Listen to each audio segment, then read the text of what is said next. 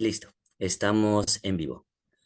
Saludos, bienvenidos, bienvenidas a los miembros de la comunidad mexicana de estudiantes de filosofía, a quienes nos acompañan a través de nuestro canal de Facebook y también a los miembros del Seminario de Investigación sobre Biopolítica, Necropolítica y Neoliberalismo. Gracias a ellos tenemos nuestra presentación del día de hoy. Se trata de la presentación del dossier Crisis o institucionalización de las violencias en México, una lectura desde los territorios. Esta presentación la llevarán a cabo los miembros del grupo de investigación. Yo les doy la bienvenida a nombre de la comunidad mexicana de estudiantes de filosofía y les cedo los micrófonos a nuestra moderadora del día de hoy, la doctora María Yolanda García Ibarra, que será quien presente a los miembros del grupo de investigación. Bienvenidos y los micrófonos son todos suyos.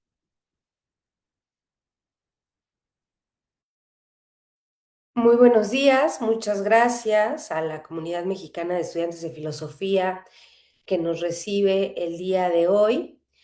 Pues a todas las personas que nos siguen en la transmisión, bienvenidas y bienvenidos a esta presentación del dossier número 28 de la revista REMAP de la Universidad de Guanajuato. El número se titula Crisis o institucionalización de las violencias en México, una lectura desde los territorios. Este producto forma parte de nuestro seminario de investigación sobre necropolítica, biopolítica y neoliberalismo, y los coordinadores del número son el doctor José de Jesús Ramírez Macías, el doctor Hugo Martínez García y el doctor Cuauhtémoc Hernández Martínez. Antes de dar lectura a las semblanzas de los panelistas, quiero mencionar que este evento está dedicado a la memoria de la investigadora Rosana Reguillo, que lamentablemente falleció hace poco y que cuenta con un artículo dentro de este número especial. En el panel nos acompaña el doctor Cuauhtémoc Hernández Martínez, que como les digo es uno de los coordinadores del dossier y también es autor de uno de los artículos. Él es doctor en filosofía, actualmente se desempeña como profesor investigador en el Departamento de Filosofía de la Universidad de Guanajuato, es nivel 2 en el Sistema Nacional de Investigación y autor de los libros Foucault, el dispositivo sexo-género y coordinación del dossier Pensar el presente, articulaciones a partir del pensamiento de Giorgio Agamben y Guy Debord, entre otros numerosos estudios. Además, me acompaña también otro integrante del seminario, que también es autor del dossier, el maestro Emanuel Trejo, maestro en filosofía por la Universidad de Guanajuato y licenciado en filosofía por la Universidad Autónoma de Querétaro. Actualmente es candidato a doctor por División de Ciencias Sociales y Humanidades de la Universidad de Guanajuato y ha participado activamente en diversos congresos, coloquios y sus intereses se dirigen a la problemática de la filosofía política, la economía y la seguridad.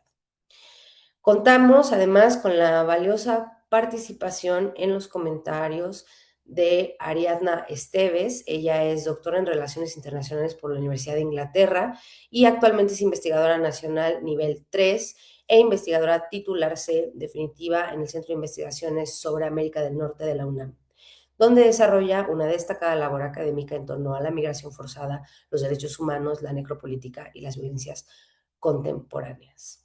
Es autora de importantes obras en el campo de los estudios críticos, en las que destacan The Necropolitical Production and Management of Forced Migration, el discurso de los derechos humanos en Norteamérica, una gramática en disputa. Le agradezco muchísimo, doctora Ariadna Esteves, a nombre de todos los integrantes del seminario, estar aquí con nosotros, haber aceptado la invitación y bueno, pues les cedo la palabra y espero que sea una charla muy interesante para todos los que nos sintonizan. Gracias, Yolanda, y gracias a los miembros de la comunidad estudiantil de filosofía, a Oscar por invitarme y pues agradecerles poder participar eh, de este evento en memoria de Rosana, una colega admirada y estimada bueno, México en general, pero creo que en particular quienes estamos dedicadas y dedicados a estudiar estos temas. Entonces, pues si me permiten, yo escribí un texto un poco para también hablar de Rosana. Quisiera comenzar nombrando una ausencia que hoy pesa de manera muy particular. Este dossier, Crisis o institucionalización de las violencias en México, una lectura desde los territorios, fue pensado con la presencia de Rosana Reguillo y de hecho se abre con un texto suyo, Territorios de Horror, ensayo sobre las violencias y la gubernamentalidad de la muerte en México. Por eso, estar aquí presentándolo es también acompañar una conversación intelectual y política que Rosana ayudó a hacer posible durante décadas sobre juventudes, violencia, miedo, desaparición, muerte y resistencias en México. Su artículo funciona como un umbral del número porque nombra con enorme precisión una intuición central del dossier, que la violencia ya no puede pensarse solo como crisis o excepción, sino también como una forma estructural de gobierno, de economía y de vida cotidiana, un régimen político-económico. Sobre la apuesta del dossier, ese es, me parece, el corazón. La presentación del número plantea que el binomio crisis-institucionalización sirve para interrogar cómo la violencia deja de ser anomalía y se integra a las prácticas, los discursos y las relaciones que configuran el orden social y territorial. En ese sentido, el gran mérito del número es que no reduce a la violencia a un evento espectacular ni a una suma de delitos. La lee como un entramado territorial, político y simbólico que se reproduce, se normaliza, se administra y también a veces se resiste. Por eso el dossier reúne registros distintos, genealógicos, empíricos, filosóficos, sociológicos, estéticos, y compone un mosaico interdisciplinario sobre los dispositivos mediante los cuales las violencias se institucionalizan o son enfrentadas desde los territorios. Y dentro de este conjunto, el texto de Rosana tiene un lugar especialmente fuerte porque ofrece una clave de lectura para el resto del número. Su ensayo propone entender las violencias contemporáneas en México como expresión de una gubernamentalidad necropolítica que articula la administración de la vida con la producción social de la muerte, lo que ella denominó la necromáquina. Además, trabaja tres escenas emblemáticas: el hallazgo de restos en Teuchtitlán, la exhibición mediática del cuerpo de Arturo Beltrán Leiva y la ejecución filmada de la maestra Irma Hernández, para mostrar cómo Estado, dispositivos criminales y medios configuran una verdadera pedagogía del espanto. Ese concepto me parece crucial porque permite ver que la violencia no solo mata cuerpos, también reordena sensibilidades, redefine lo visible y lo decible y produce aprendizaje social sobre qué vidas importan, cuáles pueden ser expuestas y cuáles pueden ser abandonadas. Otro aporte central del ensayo es la misma noción de necromáquina, entendida como un ensamblaje simbólico y material que organiza la violencia y produce sujetos, objetos y lenguajes atravesados por la muerte. Y sin embargo, y esto hay que decirlo, es muy de Rosana, el texto no se queda en la descripción del horror. Frente a esa maquinaria, identifica contramáquinas, prácticas sociales, estéticas y afectivas de las buscadoras y de los colectivos de memoria que interrumpen el régimen necropolítico e instituyen otras formas de duelo, comunidad y resistencia. A mí me parece que ahí hay el gesto ético e intelectual distintivo de Rosana. Mirar de frente la violencia sin fetichizarla, pero también negarse a pensar que el horror agota por completo el campo de lo político. Desde ahí, los otros artículos del dossier pueden leerse como variaciones de una misma preocupación. El texto sobre Antígona y el dispositivo desaparecedor trabaja la relación entre desaparición forzada, silencio y resistencia. El de Juventudes y Acción Política se pregunta por las mediaciones identitarias de la agencia juvenil. El análisis sobre canje de armas examina respuestas institucionales a la violencia y el artículo sobre criminalidad corporativa desplaza la mirada hacia la ilegalidad estructural de las empresas en México. En ese sentido, el dossier no solo diagnostica violencias, ofrece herramientas para leer cómo se territorializan, cómo se justifican, cómo se administran y cómo encuentran resistencias concretas. Por eso, presentar hoy este número es también una manera de seguir leyendo con Rosana. En Territorios del Horror nos enseñó a mirar de frente la máquina de la muerte y en esa misma operación crítica dejó ver también las fisuras, las contramáquinas, las resistencias que insisten aún en los paisajes más devastados. En Territorios del Horror Rosana se concentra en cartografiar la gubernamentalidad de la muerte en México, esa necromáquina que produce territorios del espanto, jerarquiza vidas y naturaliza la violencia como forma de gobierno. Pero también da las pistas que constituyen su libro más reciente, el que nos dejó, El vuelo de las luciérnagas, donde lleva esa intuición un paso más allá. Se pregunta por las fisuras. En ese libro las luciérnagas nombran precisamente esas contramáquinas que el ensayo aparecen encarnadas en las buscadoras, en los colectivos de memoria, en las prácticas estéticas que se niegan a cederle el espacio al horror. Leer hoy este dossier, abriéndose con territorios del horror y sabiendo que su último libro se dedicó a pensar esos pequeños vuelos de resistencia, nos obliga a asumir la doble tarea que Rosana deja planteada. Comprender la maquinaria de la muerte, sí, pero también cuidar y acompañar los destellos frágiles que la interrumpen. Creo que ese es un modo justo de acompañar su ausencia. No solo recordarla, sino dejar que su pensamiento siga abriendo preguntas sobre este país, sus violencias y las formas colectivas de interrumpirlas. Muchas gracias.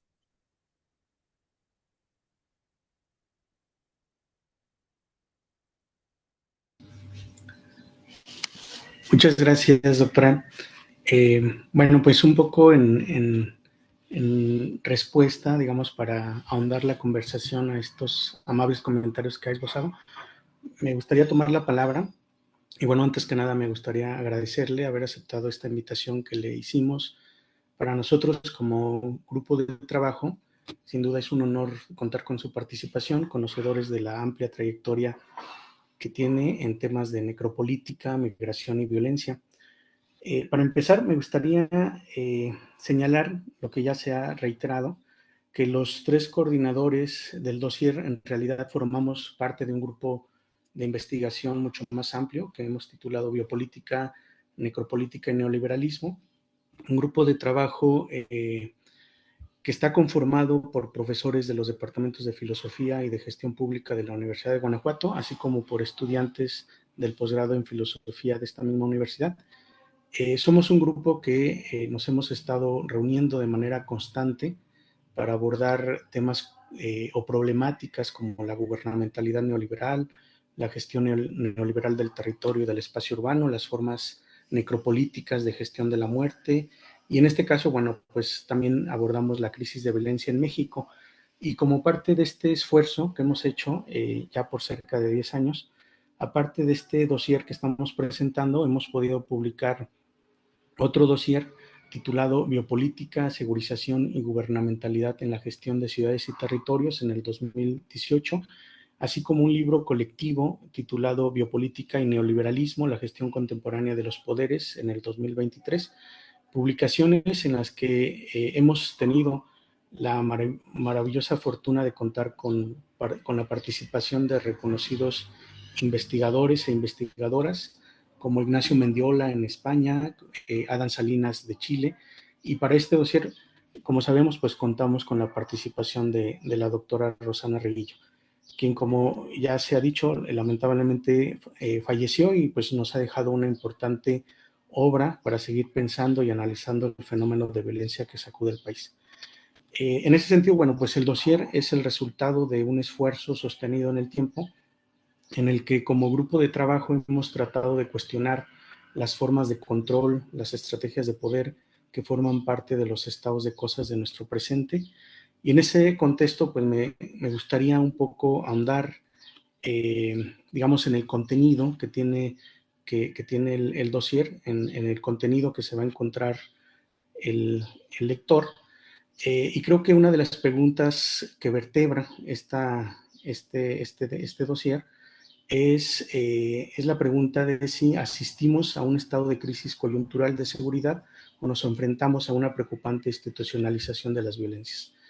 Y para responder o intentar responder esta pregunta, las autoras y los autores convocados en este volumen han propuesto un giro analítico fundamental, desplazar la mirada de las grandes narrativas para situarse en ángulos y perspectivas poco abordadas, ¿no?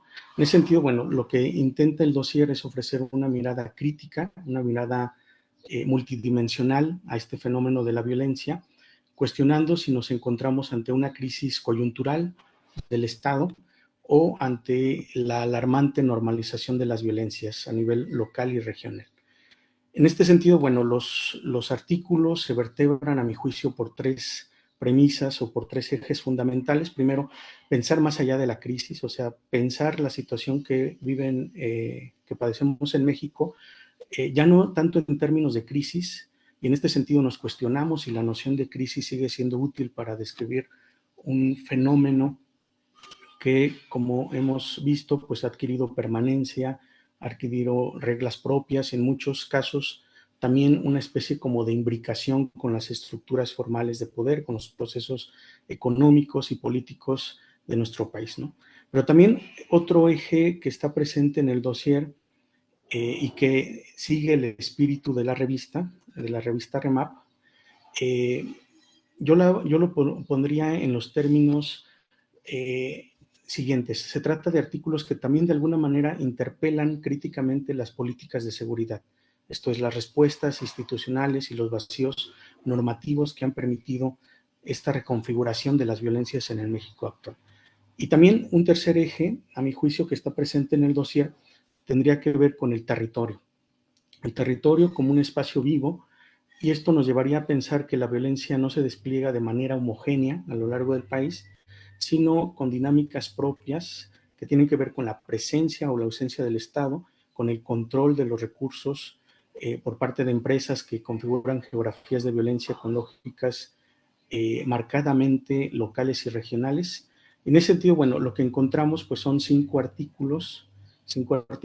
El primero, de Rosana Reguillo, Territorios del Horror, ensayo sobre las violencias y la gubernamentalidad de la muerte en México. Rosana Reguillo, pues como todos sabemos, pues fue una de las teóricas más lúcidas para comprender cómo el horror y la crueldad se han instalado finalmente en la cotidianidad mexicana. Y dentro de este marco general de su obra, en este artículo lo que propone la doctora Reguillo pues es transitar, digamos, de una apreciación que ha situado la violencia como algo excepcional, como algo irruptivo o emergente, hasta pensarla como un ecosistema complejo.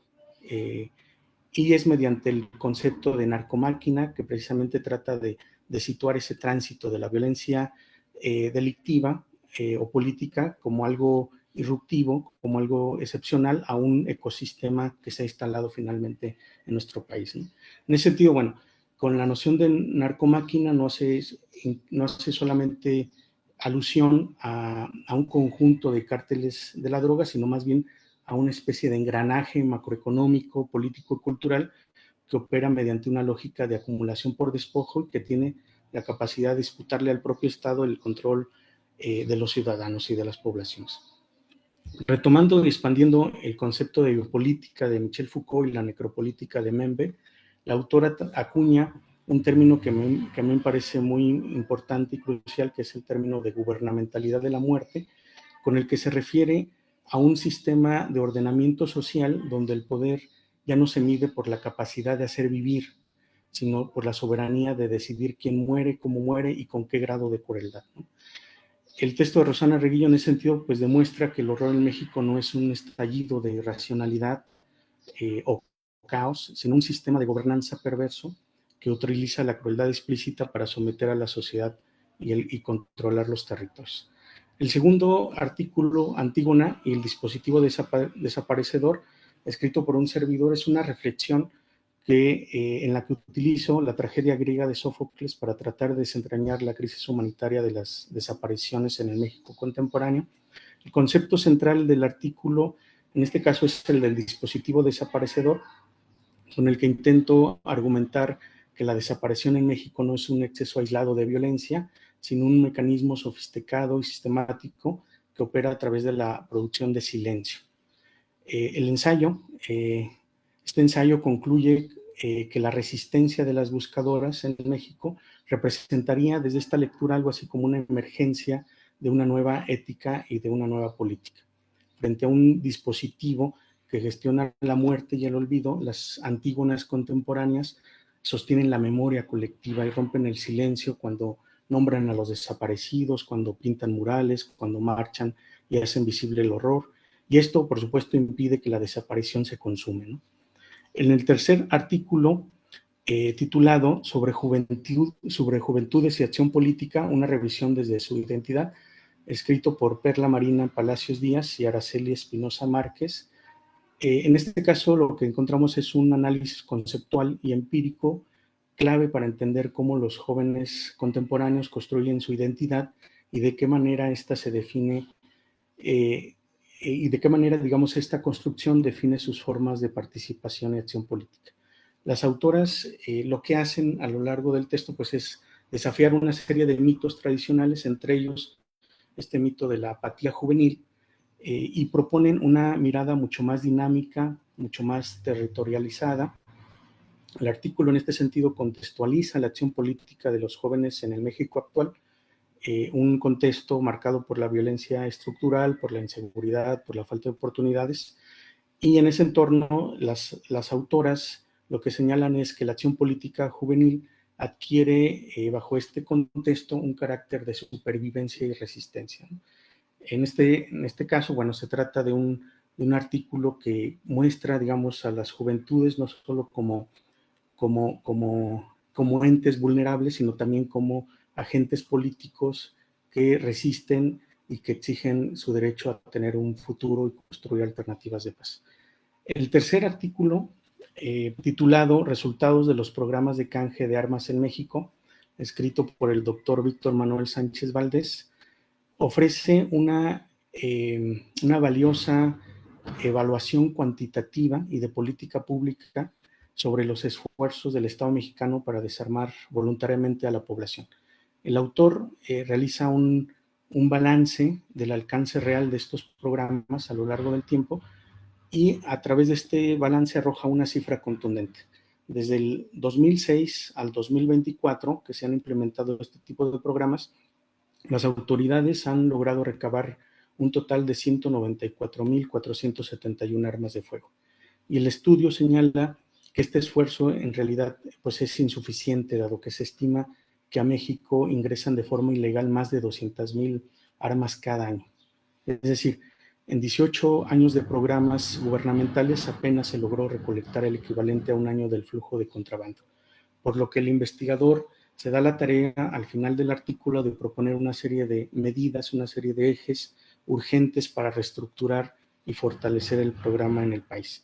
Finalmente, el artículo Neoliberalismo y Criminalidad Corporativa, un análisis sobre la ilegalidad como condición estructural de las empresas en México, escrito por Carla González Ramírez y Manuel Guerrero Trejo, nos introduce a un debate fundamental y que muchas veces es hasta cierto punto relegado en los estudios sobre la violencia y que tiene que ver con la responsabilidad de las grandes corporaciones en la comisión de delitos y cómo el modelo económico facilita este tipo de prácticas, ¿no? Ilegales o paralegales. Los autores parten de una premisa muy, muy importante, que es cuando se habla de delincuencia o violencia, generalmente se pone atención o se vuelca la atención de manera casi exclusiva hacia el crimen organizado o la delincuencia en común. Y sin embargo, pues ellos lo que proponen es desplazar la mirada y proponer visibilizar la criminalidad corporativa, ¿no? Que ellos definen como los delitos, omisiones e ilegalidades cometidas por las grandes empresas e industrias en la búsqueda de maximización de sus ganancias. La tesis central del artículo sostiene que la ilegalidad no es una anomalía o un caso aislado, sino más bien es una condición estructural inherente al modelo neoliberal en México. En ese sentido, bueno, el artículo nos ayuda a tomar conciencia que la violencia en México no solo se genera desde la ilegalidad de los cárteles de la droga, sino también tiene que ver con la legalidad simulada de los escritorios corporativos, ¿no? Para concluir mi participación, bueno, no me queda más que agradecer a las y los investigadores que confiaron sus artículos a nuestras páginas, al cuerpo de dictaminadores que hizo posible esta edición. De la misma manera, bueno, reiterar mi agradecimiento a la doctora Ariadna Esteves, y quisiera cerrar recordando a la gran antropóloga Rosana Reguillo, quien confió en nosotros para publicar lo que sería uno de sus últimos artículos, ¿no? Rosana Reguillo, sin duda, fue una de las mentes más lúcidas de las ciencias sociales contemporáneas. En este sentido, rendir homenaje a una pensadora de su talla implica reconocer, a mi juicio, no solo su brillantez académica, sino también su inquebrantable compromiso ético con las realidades más dolorosas de México y de América Latina. Ella nos enseñó a lo largo de su trayectoria académica no solo a mirar las culturas juveniles, las tribus urbanas, sino también a descifrar la narcomáquina, los territorios del horror, y lo que nos deja, sin duda, son muchas cosas, pero entre ellas me gustaría señalar brevemente dos, ¿no? En primer lugar, su gran obra, que contiene una serie de conceptos, de herramientas teóricas necesarias para comprender la violencia, y segundo, su ejemplo de vida. Ella fue ejemplo vivo de una academia viva, de una academia inquieta, de una academia crítica, pero también de una academia situada, ¿no? En este sentido, bueno, pues también esta presentación, como hemos insistido, pues es un pequeño gesto de homenaje a su memoria. Gracias.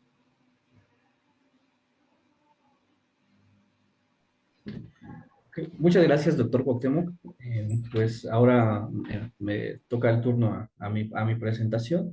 Primero, pues quisiera agradecer al Colegio Profesional de la COMEFI, que pues gracias a ellos es que podemos tener este espacio para la presentación de este dossier, y además de que pues ya en otras ocasiones ya he tenido yo la posibilidad de trabajar con ellos, y que me han permitido también pues tener un espacio para presentar los trabajos que uno realiza como estudiantes de posgrado.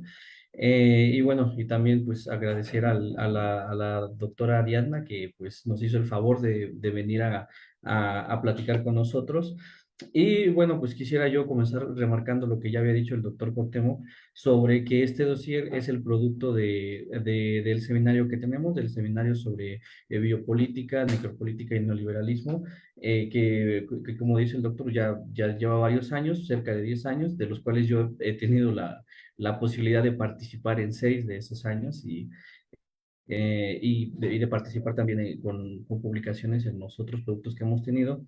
Entonces, he visto la transición que hubo en el seminario. En cierto momento, pues, estábamos más enfocados en discusiones teóricas, en discusión de autores, de textos, de textos, de conceptos, y de conceptos como el de necropolítica, pero desde solamente el análisis teórico de conceptos de la biopolítica de Foucault, etcétera, del neoliberalismo, pero he visto que hubo una transición hacia ya situarnos en las problemáticas propias de México, y sobre todo hablar de la violencia que está pasando en México, y que es una violencia que pues ahora sí que por la zona en la que nos toca a nosotros trabajar, pues sí está muy presente, sí la vivimos de primera mano, la vemos de cerca, ¿no? Entonces me pareció como muy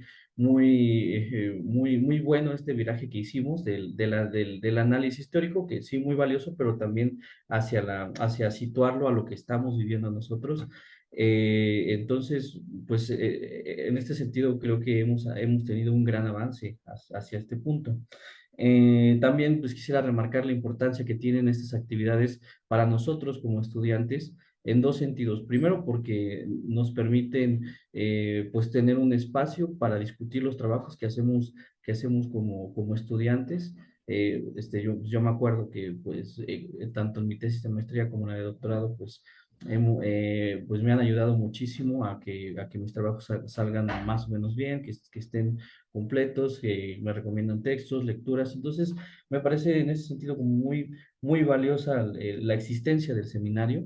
Pero también nos ayuda a abrir nuestro panorama hacia otras temáticas, ¿no? Igual como lo había dicho ahorita, he tratado igual yo de pasar de la discusión teórica hacia ya situarme a las problemáticas de la violencia, y también a poder hablar con otras disciplinas, ¿no? Que pues al fin y al cabo uno como estudiante de filosofía, pues le cuesta trabajo como hacer estas conexiones con otras áreas del saber. Entonces creo que la temática del seminario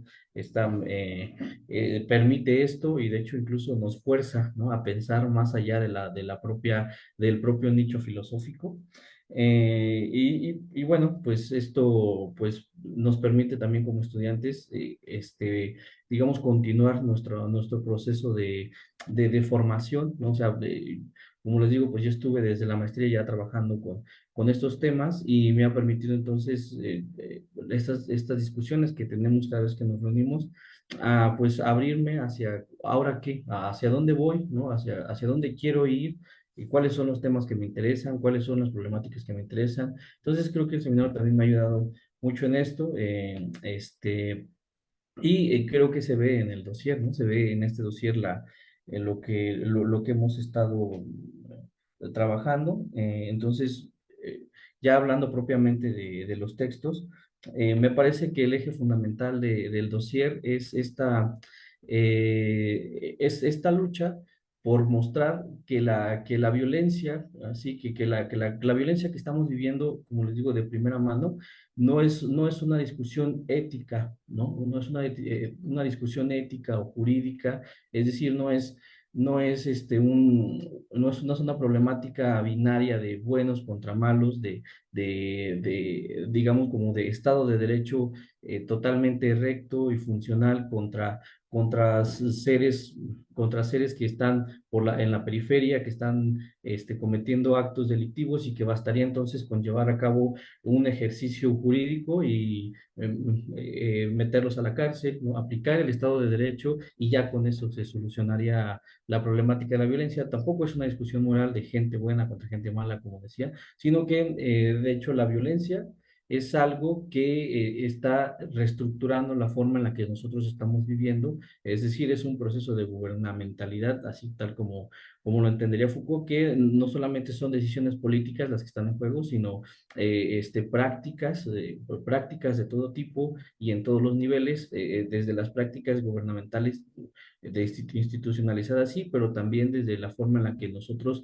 nos construimos a nosotros como individuos, las decisiones que tomamos, la forma en la que vemos el futuro, la forma en la que vemos a los demás, ¿no? Entonces, la violencia está reconfigurando la manera en la que vivimos como tal, ¿no? Entonces, ya no es una cuestión moral simplemente, es una cuestión, podríamos decir, política, biopolítica, es decir, es una cuestión muy compleja, multifacética, que requiere que atendamos casi como a nivel individual cada situación que está pasando, pero desde esta visión de que la violencia no es algo aislado, ¿no? No es algo, no es un germen que habría que quitar o que bastaría con limpiar para que ya todo funcione, sino que es algo que estructura nuestra manera de vivir, ¿sí? Entonces, me parece que ese es el eje fundamental del dossier.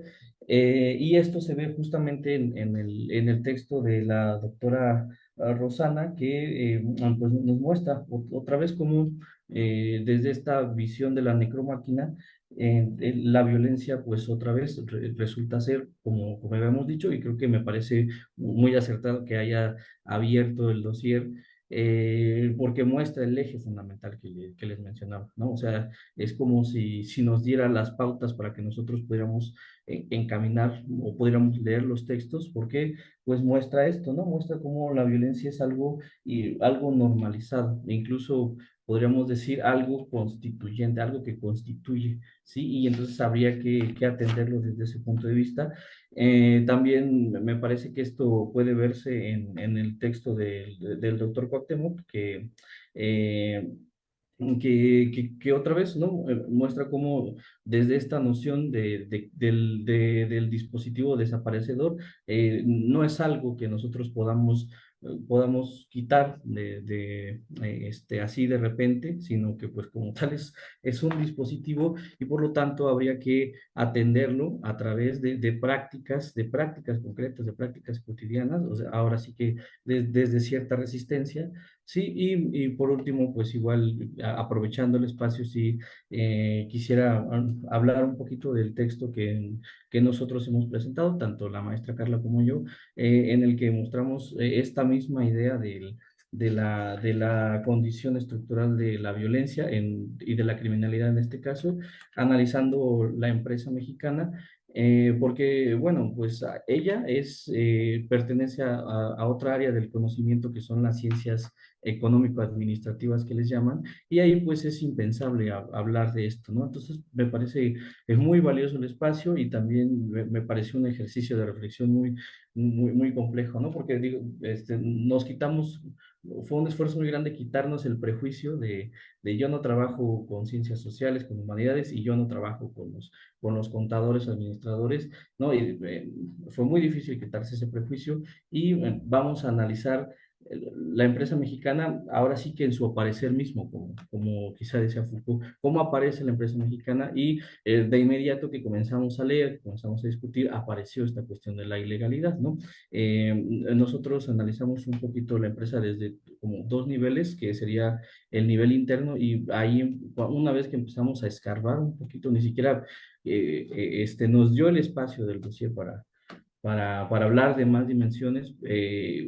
Basta con que uno vaya a solicitar un empleo a una empresa y nos vamos a dar cuenta de la cantidad de actos ilegales que se cometen, ¿no? Y ya desde el punto de vista, ahora sí que de filosófico político, por así decirlo, nos dimos cuenta que sí, hay también otra dimensión en el que las empresas participan activamente con el crimen, que es pues esta dimensión de Don Pau Paley, que no recuerdo su pronunciación, y nos sitúan que las propias empresas, así sean empresas formalmente establecidas dentro del marco legal, se ven beneficiadas por la violencia y que de hecho propician la violencia, ¿no? Como las grandes corporaciones al llegar a países como México propician la violencia y resultan ser beneficiadas. Y entonces hablar de la relación entre economía y violencia, pues ya no solamente es fijarnos, como dice el doctor Cuauhtémoc, en el crimen organizado, como si hubiera una gran división entre aquellos que son ilegales, aquellos que son malvados, aquellos que pertenecen al crimen, y otros que no, que supuestamente no pertenecemos al crimen, no somos ilegales. Entonces esa línea pues parece, lo mencionamos en el artículo, empezar a borrarse, ¿no? Ya es muy difícil hacer esa división tan tajante y tan ingenua, y pues proponemos entender así que no hay algo así como empresas totalmente dentro del marco legal y empresas totalmente por fuera del marco legal, sino que ya la ilegalidad, la violencia, el crimen empieza a fundirse, a reestructurarse con lo legal, con lo bueno, entre comillas, con el marco de derecho, ¿no?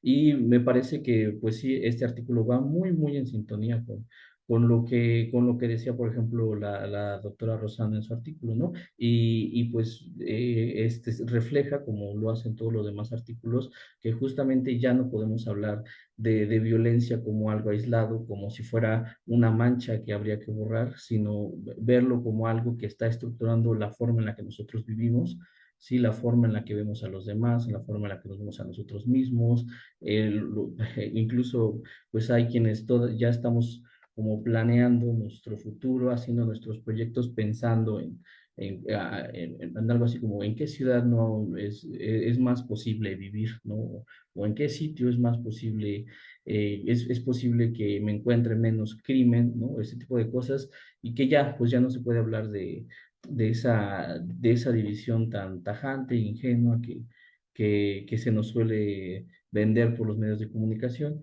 y por eso me parece un trabajo estupendo, ¿no? Porque ya no se queda en la discusión teórica de Achille Mbembe, de Foucault, de Agamben, etcétera, sino que ya se sitúa en estos problemas que estamos viviendo de primera mano, y me parece pues un ejercicio crítico muy profundo. Y pues yo creo que aquí cerraría mi participación. Les agradezco mucho por la escucha. Muchas gracias, Manuel. Muchas gracias a todos. A reserva de que la Comefi nos notifique alguna pregunta ahí en los comentarios de la transmisión, pues no me queda más que agradecerles a todos los que estuvieron con nosotros. El repositorio se quedará, así que pues si tienen interés de ver la página del seminario o la página de la revista, también la encontrarán ahí dentro de los comentarios de la transmisión en vivo. ¿Hay por ahí alguna pregunta? Me parece que no, ¿verdad? No tenemos comentarios por el momento, pero bueno, agradecer de nuevo a la doctora Ariadna Esteves, a todos mis colegas del seminario y pues no dejen de seguir nuestras actividades. Les deseo un excelente fin de semana y gracias por acompañarnos. Hasta luego.